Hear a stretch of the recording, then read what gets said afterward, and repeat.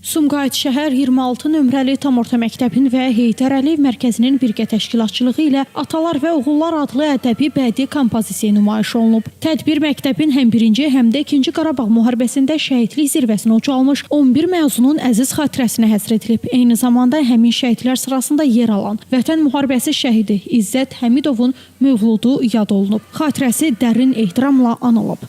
Məktəblilərin təqdimatında Atalar və Oğullar adlı ədəbi bədii kompozisiyalar nümayiş olunub. Səhnələşdirilən parçalar ata nəsihətini, oğul qeyrətini, torpaq sevgisini və şəhidlik zirvəsinin ucalığını dolğun şəkildə əks etdirib. Təqdim olunan kompozisiyaların əksəriyyətinin müəllifi məktəbin Azərbaycan dili və ədəbiyyat müəllimi Təranə Murad tərəfindən ərsəyə gəlib. Onun qələm aldığı səhnələrdə vətənpərvərlik ideyası, Xocalı faciəsinin ağrısı və Vətən müharibəsində qazanılan tarixi zəfərin qüruru bədii dillə ifadə olunub.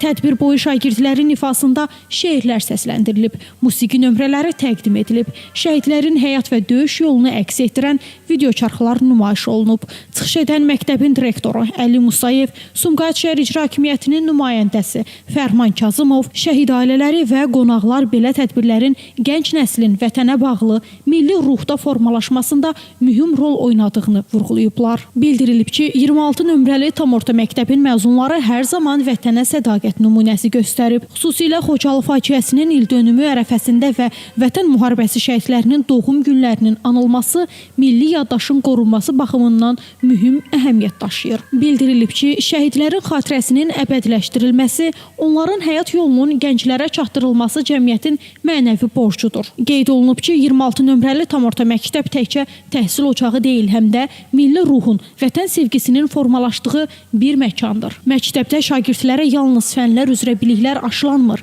Eyni zamanda onlar vətənpərvər, dövlətinə və xalqına layiqli vətəndaş kimi yetişdirilirlər. Bu cür tədbirlər isə həmin missiyanın bariz nümunəsidir. Günay Hüseynova, Şəmistan Fikrətli, Elbrus İsmailov bugün informasiya proqramı üçün.